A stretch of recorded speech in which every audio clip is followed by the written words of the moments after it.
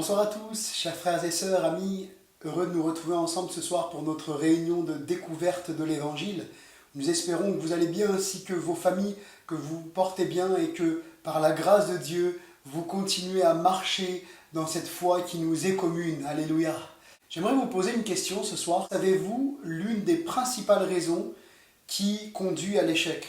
Bien sûr, il y en aurait bien d'autres à citer, mais j'aimerais en voir une avec vous ce soir, c'est la dévalorisation. La dévalorisation qui peut toucher tellement de personnes. J'aimerais vous raconter une anecdote ce soir, c'est que lorsque j'étais plus jeune, lorsque j'étais enfant, mon frère me dévalorisait constamment. Mon frère me répétait sans cesse, t'es un bon à rien, t'es trop gros, t'es comme ci, t'es comme ça, tu feras jamais rien de ta vie, tu seras un SDF. Et vous savez quoi? Eh bien ces paroles ont profondément marqué ma vie. J'étais persuadé que j'étais un bon à rien, un moins que rien, que je ne ferais rien de ma vie. Et cela a marqué mon enfance, mon adolescence, parce que je croyais que j'étais un bon à rien, alors je ne réussissais rien. À l'école, j'étais un cancre. Quand je voulais faire quelque chose, c'était toujours l'échec. Face à la dévalorisation, nous pouvons nous poser cette question: quelle est ma valeur? Peut-être que certains se sont posé cette question, mais quelle est ma valeur? Il y a peut-être des personnes qui regardent cette vidéo et qui répondraient à cette question en disant: je n'ai absolument pas de valeur, je ne vaux rien. Certains se dévalorisent tellement: je suis trop moche, je suis trop gros, je suis trop petit, je n'y arriverai jamais, je suis nul. Mais c'est vrai quoi, tous les autres y arrivent, mais moi je n'y arrive pas. Je suis tellement nul, tellement trop ceci, tellement pas comme un tel. La dévalorisation va entraîner des effets dévastateurs dans la vie d'un être humain. La perte de courage, à quoi bon? Je baisse les bras, je n'y arriverai pas, c'est pas possible, j'ai tout essayé, mais je n'y arrive pas. La perte de courage, et puis aussi la résignation, le fatalisme, à se dire: c'est comme ça, c'est pas autrement, je suis fait pour être comme ça, je suis né comme cela, donc il n'y a pas de raison que ça change. Le fatalisme, mais aussi la dépression, ces pensées qui vont nous faire sombrer et nous dire: tu n'es rien, tu ne peux pas, arrête de croire que tu peux quelque chose, tu ne peux rien. La dépression qui engendre un état psychologique au plus bas, parce qu'on va commencer à être triste et à s'apitoyer sur notre sort, à nous lamenter de ce qu'on n'a pas, de ce qu'on n'est pas. On va se comparer aux autres et cela va nous amener à déprécier qui nous sommes et à sombrer finalement dans la dépression. Et puis la stagnation aussi. Il y a des personnes qui n'avancent plus dans la vie. Il y a des personnes qui n'ont plus de projet de vie, qui ne veulent même plus penser à l'avenir, qui stagnent. Ils n'avancent plus. Ils sont comme des statues. Ils ne bougent plus. Pourquoi? Parce qu'ils se disent: dès que je vais bouger, dès que je vais faire un pas, ça va échouer. Parce que je suis un échec. Ma vie est un échec. Vous voyez, ces pensées quand même de dévalorisation peuvent nous amener loin. Et puis peuvent nous amener, et c'est évident, nous conduisent à l'échec. Une personne mauvaise ne peut pas réussir. La façon négative dont je me vois, la façon négative dont je me perçois, me conditionne à devenir la personne que je crois être. Et j'atteins finalement l'objectif de la dévalorisation. L'objectif de la dévalorisation, c'est l'échec. Parce que tu as une façon de te percevoir. Toi, tu penses que tu es ceci ou cela, mais qu'est-ce que Dieu pense de toi? T'es-tu déjà penché sur cette question? Qu'est-ce que Dieu pense de moi? Premièrement, Dieu t'a créé. Il est écrit dans Genèse au chapitre 1er et au verset 27, « Dieu créa l'homme à son image, il le créa à l'image de Dieu, il créa l'homme et la femme. » Tu n'es donc pas sans valeur. Tu es une créature de Dieu. Dieu t'a créé. Juste cela devrait nous impressionner, devrait nous émerveiller, de nous dire que ce Dieu qui a créé toutes choses, qui a créé les plus grands animaux de cette terre, qui a créé les océans, la terre, tout ce qui se trouve sur la terre, l'univers, eh bien ce Dieu-là t'a créé. Ce Dieu-là a voulu que tu existes. Tu n'es donc pas une erreur. L'être humain n'est pas une erreur. L'être humain n'est pas le produit du hasard créé par l'assemblage de cellules, par une sorte d'évolution. Non, l'être humain n'est pas une erreur ou le produit de quelque chose de naturel. L'être humain est a été voulu par Dieu. Il fait partie de la volonté de Dieu. Il a été créé par Dieu. Tu as été créé par Dieu. Il y a peut-être des personnes qui vivent avec cette sensation qu'ils n'ont pas été désirés. Peut-être même que ses parents lui ont dit qu'il n'était un moins que rien, qu'il n'était pas désiré. Eh bien, quand bien même tes parents ne t'auraient pas désiré, Dieu a voulu que tu sois sur cette terre. Dieu a voulu que tu naisses. Et d'ailleurs, il est écrit dans Ésaïe chapitre 44 et au verset 2, « Voici ce que dit l'Éternel Dieu, celui qui t'a fait et qui t'a façonné depuis le ventre de ta mère. » Non seulement Dieu t'a créé, mais Dieu t'aime. C'est le deuxième point de ce message. Dieu t'aime. Dieu t'aime et il est écrit dans Jérémie au chapitre 31 et au verset 3, Dieu va dire ceci, « Je t'aime d'un amour éternel, c'est pourquoi je te conserve ma bonté. » Dieu ne s'est pas contenté simplement de te créer en mettant son amour à l'écart, mais non, Dieu t'a créé avec amour et il t'aime. Et il t'aime, comme le dit ce texte, d'un amour éternel. Peut-être que certains qui regardent la vidéo ce soir ne connaissent pas la notion de l'amour. Peut-être que tu as très peu entendu dans ta vie quelqu'un te dire « je t'aime ». Et cette notion de l'amour t'est inconnue. Je me souviens encore de ce témoignage de cet homme, ce chef de gang, Nicky Cruz, qui un jour, un pasteur va venir lui parler, c'est aux États-Unis que ça se passe, et puis un pasteur va venir lui parler et va lui dire « Nicky, Jésus t'aime ».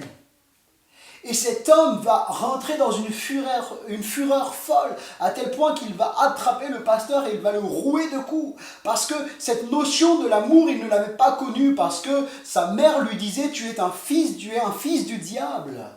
Cet homme n'avait jamais connu l'amour et il avait grandi dans un contexte familial de haine. Et à tel point que la haine va être dans son cœur, à tel point qu'il va se battre et va être même mis en cause dans des histoires de meurtre. Oui, ce chef de gang n'avait jamais entendu parler d'amour. Et l'amour, quand il entend parler de l'amour, son cœur est rempli de haine.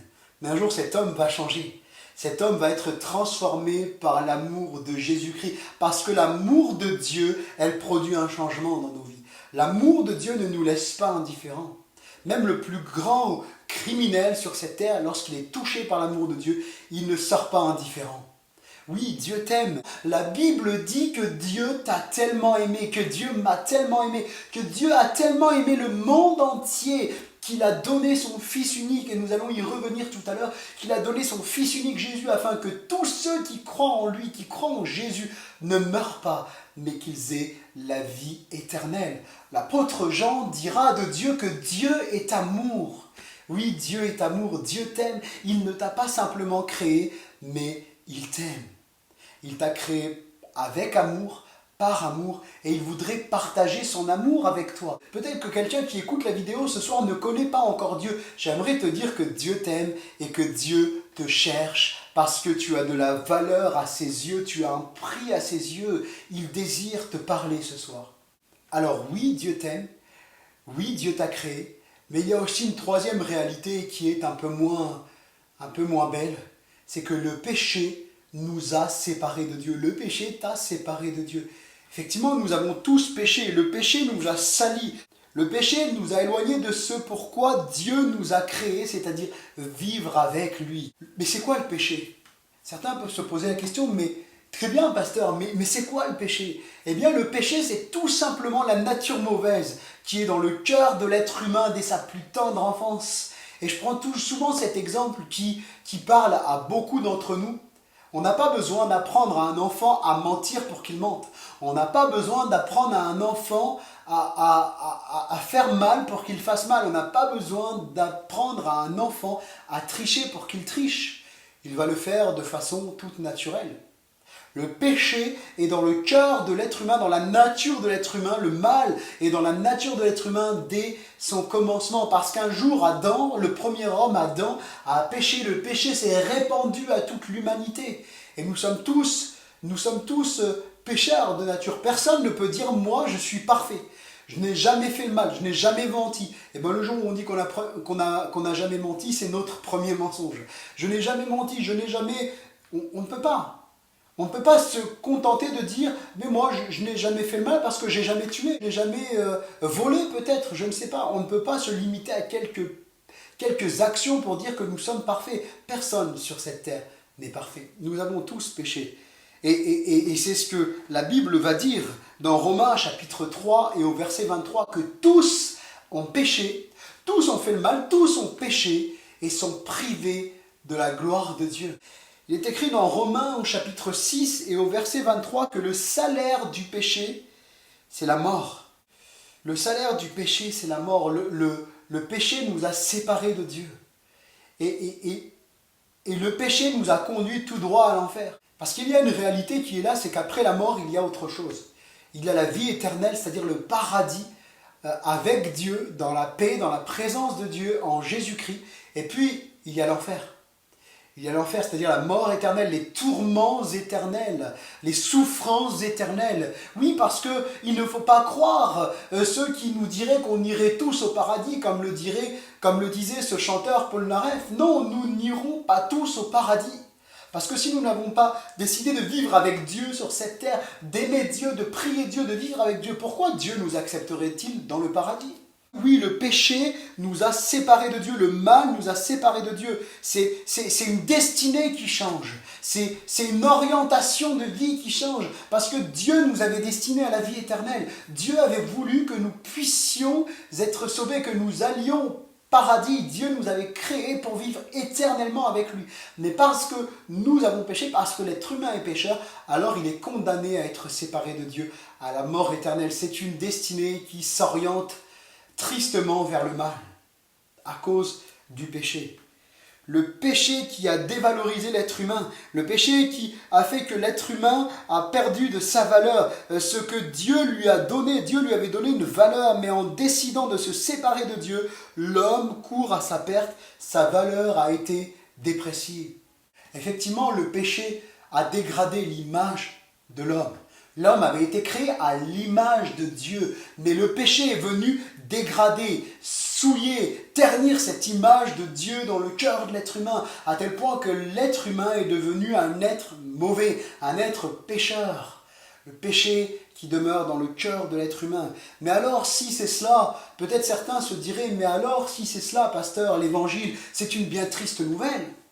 Eh bien, nous ne pouvons pas occulter du message de l'évangile pour en faire un message positif, empreint de positivisme. Non, le message de l'évangile nous met en face de réalité. Il nous met en face de notre état. Nous sommes pécheurs destinés à la condamnation éternelle, aux tourments éternels. Oui, parce que Jésus va dire que celui qui croit au Fils a la vie, mais celui qui ne croit pas au Fils n'a pas la vie. Jésus va aussi dire que celui qui croira et qui sera baptisé sera sauvé, mais celui qui ne croira pas sera condamné. Il y a cette réalité qui est là dans l'évangile. L'évangile, ça veut dire bonne nouvelle. Mais dans cette bonne nouvelle, il y a ce constat, ce triste constat que l'être humain a été séparé de Dieu à cause de son péché. Mais quelle est cette bonne nouvelle alors ? Quelle est cette bonne nouvelle ? Eh bien, la bonne nouvelle, c'est que Christ, Jésus-Christ, est mort à la croix pour nous réconcilier à Dieu. Il est écrit dans la parole de Dieu, dans la Bible, que Dieu était en Jésus-Christ. Donc, Dieu est venu sous forme corporelle en Jésus-Christ et réconcilier les hommes avec lui-même. Oui, Dieu est venu sur cette terre en Jésus pour nous réconcilier à lui-même, parce que nous étions séparés. Il est venu nous apporter cette bonne nouvelle que tous ceux qui croient en Jésus deviennent des nouvelles personnes. C'est une nouvelle naissance qui démarre et tu peux aujourd'hui, toi aussi, devenir une nouvelle personne. Jésus-Christ a pu dire, lorsque le Fils de l'homme aura été levé, donc il parlait de lui, lorsque le Fils de l'homme aura été levé, il attirera les hommes à lui. Oui, Jésus veut t'attirer à lui aujourd'hui. Jésus veut te dire qu'il t'aime. Et vous savez de quelle élévation Jésus parle quand il dit lorsque le Fils de l'homme aura été levé? Eh bien, il parle de sa mort sur la croix. Oui, il fallait que Jésus meure sur la croix pour prendre la malédiction du péché, la condamnation qui nous condamnait à aller en enfer. Jésus l'a pris sur lui, lui qui était parfait, lui qui n'avait jamais péché. Il va prendre le péché de toute l'humanité, le mal, le péché qui est en moi, le péché qui est en chacun d'entre nous. Jésus va le prendre sur la croix il y a plus de 2000 ans. Jésus a été mis comme un malfaiteur sur la croix entre deux brigands, tout simplement pour prendre notre place. Ces deux brigands-là, ils avaient mérité d'être condamnés parce que c'était des brigands, ils avaient fait le mal. Et à l'époque, on condamnait à mort les malfaiteurs. Certains malfaiteurs, certains criminels étaient condamnés à mort. Jésus, lui, est condamné à mort alors qu'il est parfait et qu'il n'a jamais fait le mal. Mais Jésus va accepter de prendre le mal de l'humanité de tous les siècles, de tous les âges sur lui, pour nous réconcilier avec lui. N'est-ce pas merveilleux? Et c'est le texte que je citais tout à l'heure dans l'évangile de Jean, chapitre 3, verset 7, que Dieu a tellement aimé le monde entier, chaque être humain, qu'il a donné son Fils unique, Jésus, afin que quiconque croit en lui ne meure pas, mais qu'il ait la vie éternelle. Oui, Jésus désire que tu sois sauvé. Et il n'y a aucun autre moyen pour être sauvé. La Bible dit qu'il n'y a qu'un seul médiateur entre Dieu et les hommes, c'est Jésus-Christ homme. Pourquoi? Parce que, comme nous l'avons lu, Dieu est venu en Jésus réconcilier les hommes avec lui-même. Il s'est fait lui-même le médiateur pour nous réconcilier à lui-même. N'est-ce pas quelque chose de merveilleux? Jésus est le seul chemin. Et il va dire dans l'évangile de Jean au chapitre 14 et au verset 6, « Je suis le chemin, la vérité et la vie. Nul ne vient au Père, nul ne vient à Dieu que par moi. » Et ça paraît tellement évident, parce qu'il est Dieu. Donc nul ne peut venir à Dieu que par lui, parce qu'il est Dieu. Jésus est le chemin, la vérité et la vie. Jésus t'appelle aujourd'hui. Oui, Dieu t'aime, nous l'avons vu. Jésus t'aime. Et Jésus t'appelle. Jésus t'appelle à venir à lui. Mais comment venir à lui? Comme certains hommes dans la Bible qui, en entendant le message de l'Évangile, vont dire « Hommes, frères, que ferons-nous » Si tu te poses cette question, qu'est-ce que je dois faire? Eh bien, la Bible parle de la repentance. Repens-toi. La repentance, c'est faire un demi-tour sur sa vie passée. C'est en fait être tellement, quand on réalise notre état, qu'on réalise qu'on est mauvais aux yeux de Dieu parce que le péché habite en nous, eh bien c'est simplement, nous on est triste d'avoir offensé Dieu, d'avoir vécu loin de Dieu et on dit Seigneur, je te demande pardon, mon Dieu, je suis tellement triste de vivre loin de toi, je te demande pardon pour le mal qui habite en moi et je décide de t'accepter dans ma vie comme mon sauveur et Seigneur, mon sauveur de quoi? Parce que tu es venu me sauver du péché, tu es venu me sauver de l'enfer, tu es venu me réconcilier et mon Seigneur, parce que Seigneur ça veut dire maître, je décide que tu sois le maître de ma vie, je décide de ne plus passer une journée sans te parler, je décide de ne plus passer une journée sans toi mon Dieu dans ma vie. Eh bien c'est se repentir, c'est faire demi-tour de sa vie passée, demander pardon pour tout le mal qu'on a pu faire, tout le mal qui est en nous et puis dire maintenant Seigneur Jésus, je t'accepte dans ma vie. C'est la conversion, c'est se convertir à Dieu. Non pas se convertir à une religion. Je ne te demande pas de te convertir à la religion évangélique. Je ne te demande pas de te convertir à une quelconque religion. Non, se convertir à Christ, se convertir à Jésus, c'est donner sa vie à Jésus-Christ. Et là, tu deviendras une personne nouvelle. L'Esprit de Dieu va venir habiter en toi, va faire sa demeure en toi et va témoigner en ton esprit que tu es enfant de Dieu, que tu as été réconcilié avec lui. Et ça, eh bien, ça nous amène à quoi? À la vie éternelle. Oui, Dieu t'appelle parce qu'il t'aime, il t'appelle à la vie éternelle. Mais tu as un choix à faire.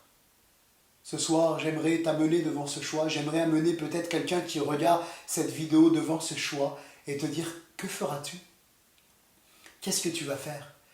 Dans la Bible, Dieu va parler et dire, j'ai mis devant toi la vie et la mort, la bénédiction et la malédiction. Choisis la vie afin que tu vives. Dieu te met devant un choix ce soir. Dieu t'aime, mais il t'aime tellement qu'il ne peut pas te forcer à quelque chose. Il te laisse ton libre arbitre. Ce soir, il te demande, mon fils, veux-tu m'accepter comme ton sauveur? Oui, Dieu te cherche, Dieu t'aime. Alors ce soir, j'aimerais vraiment t'inviter à prendre cette décision pour Christ. Que Dieu vous bénisse. Bonne soirée à chacun. À très bientôt.